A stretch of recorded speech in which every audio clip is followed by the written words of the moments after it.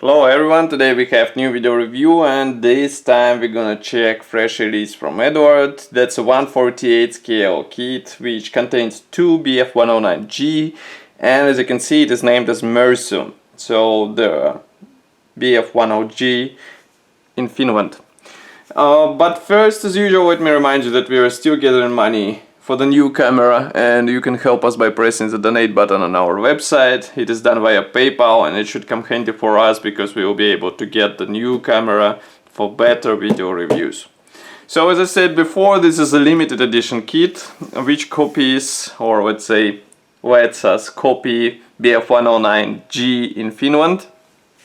And it's a dual combo, so there are two kits inside. As you can see, we have this quite interesting box art on the front. Then here we have all marking options which are included here in this kit, and from the other side we can see a small list of the features. So there are plastic parts for two kits, as I said before. You can assemble G2 and G6, and decals for 10 marking options in Finnish Air Forces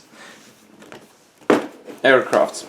Next we have the top opening box, and inside, as you can see, it is full of different sprues, but of course, as I said before, it's a dual combo, so I wonder if there is a point to show the sprues one by one. Even though you will be able to assemble only G2 and G6, I guess there is no need to show you all the plastic frames. So I will show you only one of each type, so that at least you know what you get in this kit.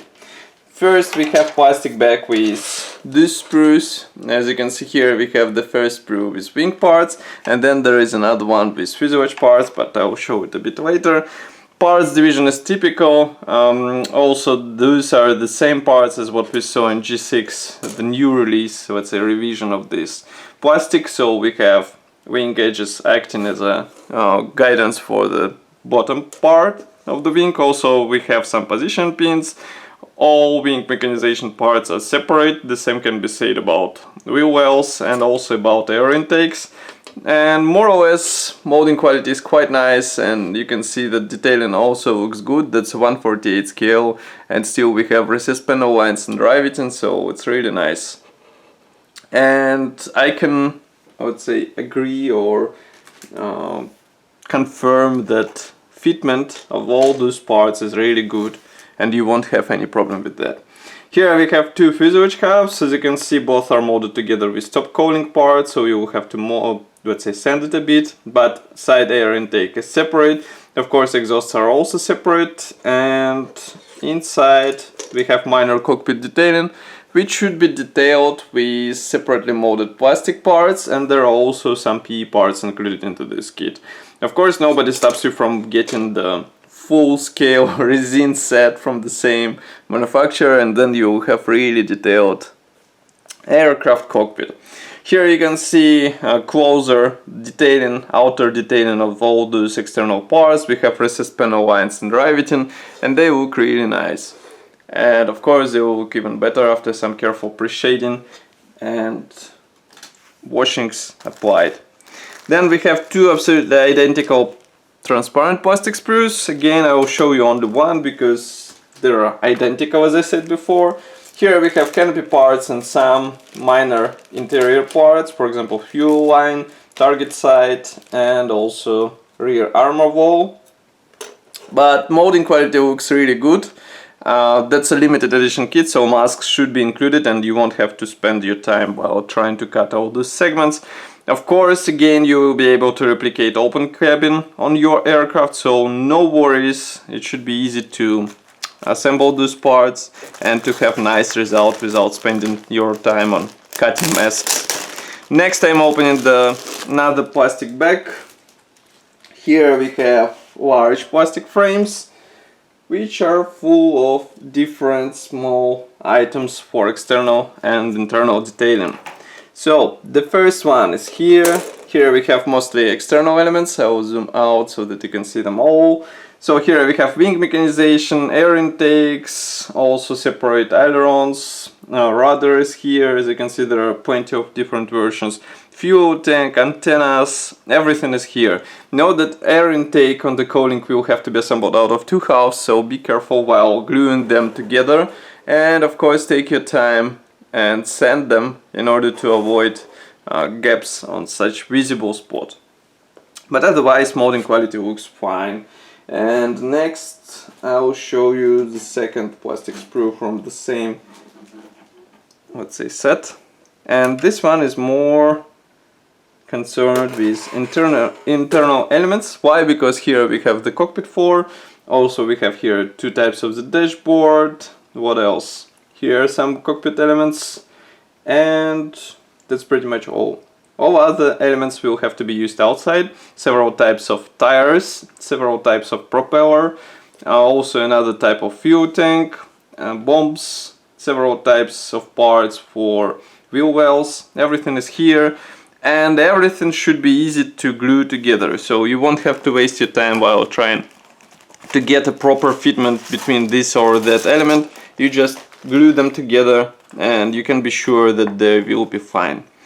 Next we have assembly manual, but it is quite interesting because it is thick, and it is thick because of the amount of marking options, as far as I can guess. Here you can see, and it is a typical Eduard brochure. We have short history note on the first page. Of course it is printed in color.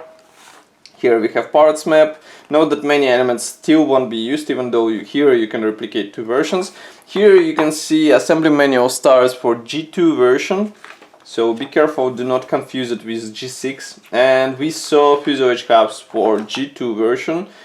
As you can see, assembly process should be familiar to you if you've already assembled this aircraft, but it's nothing difficult, so no worries. And here you can see masks application guide. So as I said before, everything will be covered. Even wheels are covered with masks, so it should be quite a nice finish once you use all those bonuses.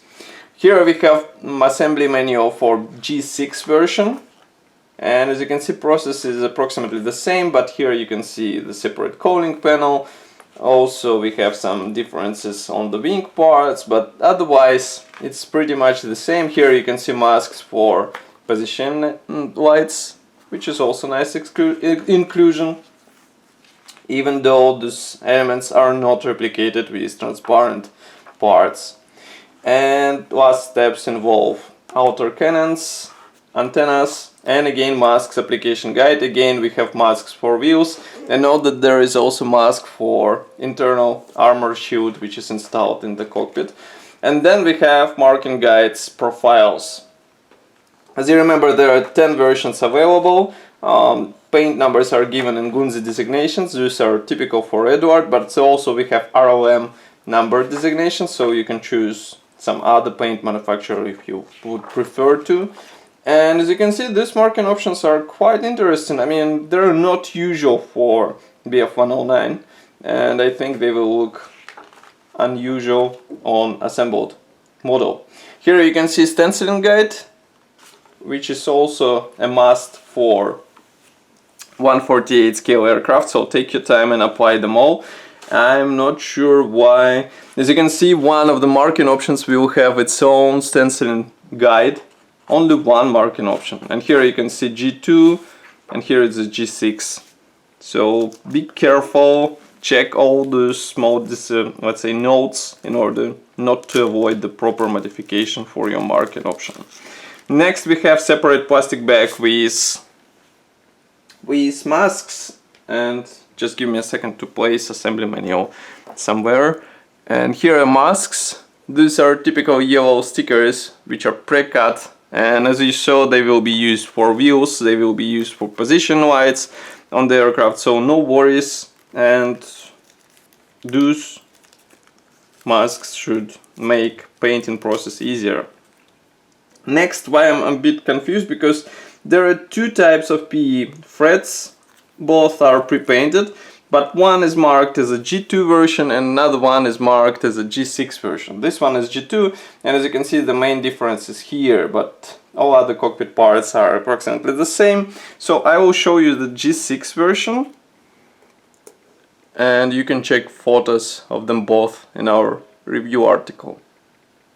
As you can see, more or less they are concerned with cockpit detailing. So if you would like to have some better external detailing, you should get the additional PE set from the same manufacturer, but otherwise they should provide you with quite an interesting or nice copy of the cockpit on out of the box build without any additional purchases.